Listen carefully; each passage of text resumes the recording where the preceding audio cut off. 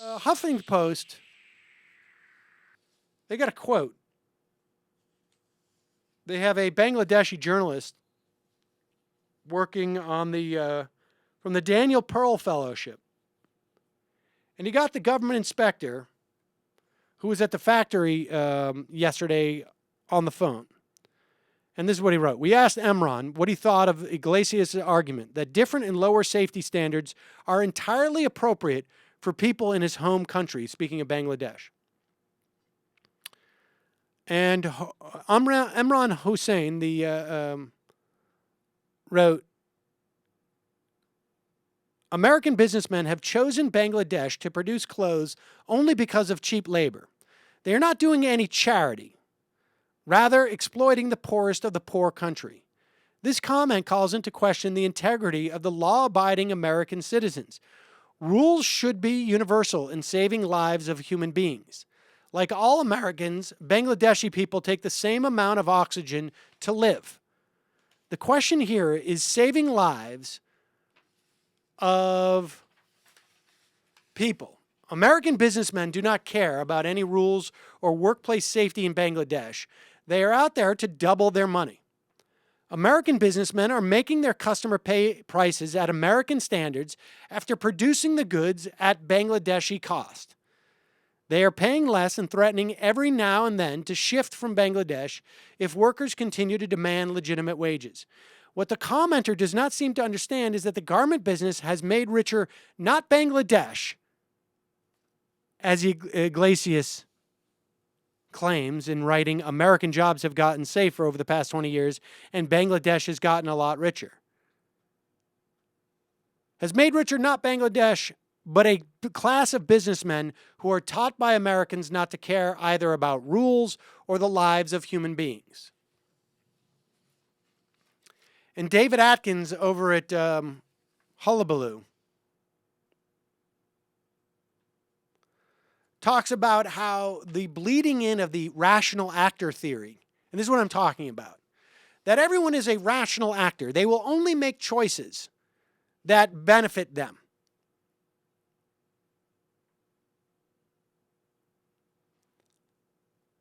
But the choice really here that these Bangladeshi workers have is akin to, should I cut off your right arm or should I cut off your right leg?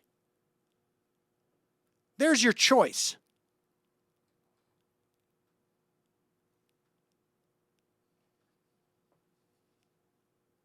He writes, in order for conservative economics to work, it must be assumed that everyone has an abundance of choices as well as the information needed to make the proper choice.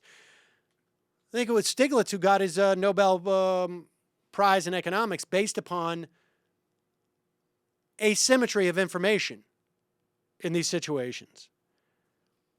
And Atkins goes on to say that this libertarian conservative ideology of rational actor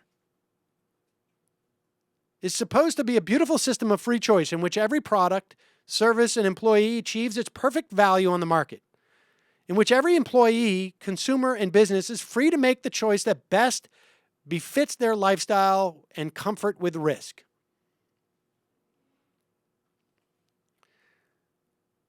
He writes, there are, of course, innumerable problems with this worldview. Not everyone has access to the information needed to make a good choice. The amount of time needed to acquire said information and time and energy cost makes it not worth attaining. Many people can be compelled or deceived into making poor choices. Prejudice and other social ills can create inequalities that betray market meritocracy. The rational actor system is unable to serve long-term problems like climate change, for which consumer punishment is wholly inadequate. This is the sort of the antibiotics dilemma. It is rational for every individual to take antibiotics whenever they think that they might have some type of infection. But it does not behoove society for those individual actors to make that choice. It may be rational for a guy who owns a coal plant to advocate for more coal to be pumped into the atmosphere, to buy off politicians, to make sure that they have the ability to do so. And it may be a rational decision for his children. so that he can amass an enormous amount of money, and all his progeny will be able to live in a plastic bubble somewhere, or move up to some untouched part of the northern hemisphere when global warming happens. But that doesn't behoove society.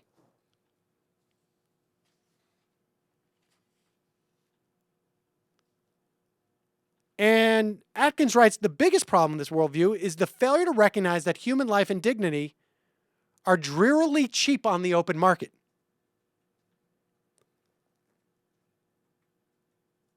You can argue, I think it's okay for private property to discriminate against black people because they're going to go out of business, because I'm certainly not going to bring their money there. But that's an absurd delusion as to how the world works. Because there are certainly enough people, particularly in certain areas of the country, who are willing to go eat at that restaurant despite the fact that it won't serve black people. And there are certainly even more people in this country who are perfectly willing to buy materials, to buy goods that are produced by slave labor, that are produced by labor living in horrible conditions, that choose to ignore it, then I'm one of those people.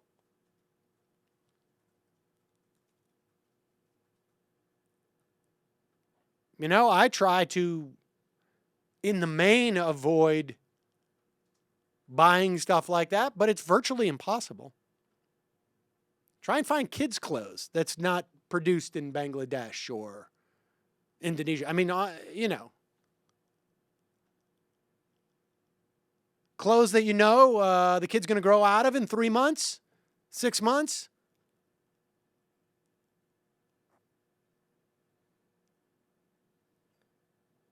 It turns out, he writes, he says, it leads to another great failure of the rational actor theory in libertarian economics: the artificial separation of government and the governed in a democratic society.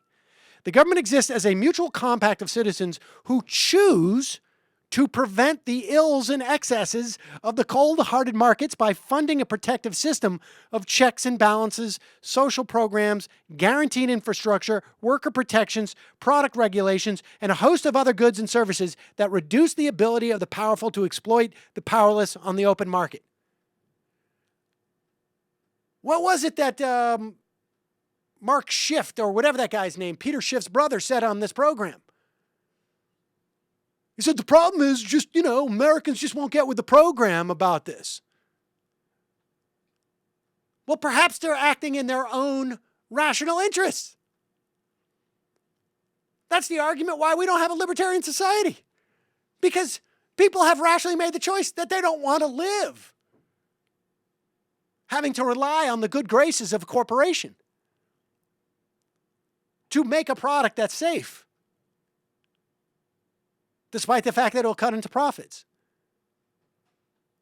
Perhaps they've lived in a society where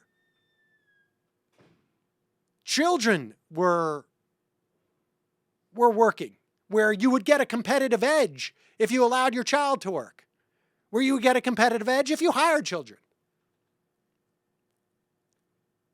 We have all rationally made the decision that we only want a 40-hour work week. I don't see massive hordes of people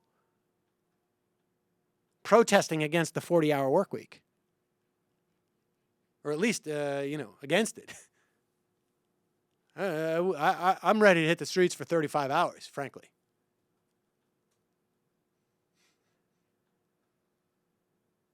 And he goes on to say that no Bangladeshi chooses to work in a dangerous factory at a risk of implosion. They do so because they have little other choice. And because profit-driven companies are more than happy to exploit them while charging top dollar for the products they create so cheaply. And we, as citizens of the world, he goes on to say, can also choose to not allow those corporations to engage in recklessly criminal behavior anywhere in the world. We can choose as human beings living on planet Earth to create a network system of global checks and balances that can tell Nike and Levi's that they will, in fact, not be taking as much excess profit on their preposterously overpriced products as they have been accustomed to do, because we won't allow them, by treaty, to pay workers less than a living wage or work them in dangerous conditions. They won't be able to pass on the extra cost to consumers because there's only so much developed world will pay for a pair of jeans or sneakers. If that causes shares of Nike or Levi's to fall on Wall Street, so be it. So it is not necessarily appropriate for Bangladesh to not have to meet up to some uniform standards of worker safety or consumer safety, particularly if the rest of the world can help to impose those standards. Now, sadly, what we're seeing is, in fact, the exact opposite, where this country is now negotiating, the Obama administration is now negotiating a treaty not unlike NAFTA, not unlike the WTO. I'm speaking of the TPP, and there's others actually in the works with the Eurozone, whereby we would lower all of the standards to standards set by corporations who are seeking to exploit the poorest of the poor. This is what's so egregious about Iglesias' take here,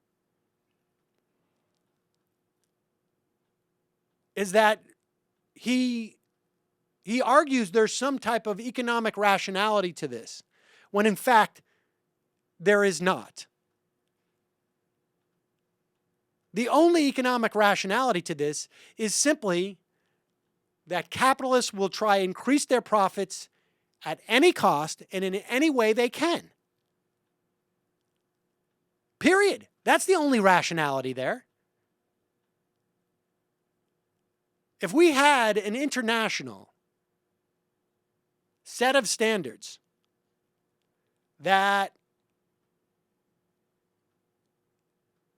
provided, even if only a couple of these countries signed on to them, it would create agitation in these other countries for their governments to sign on to them. And it would come down to the only reason why they're not is because of corporate control.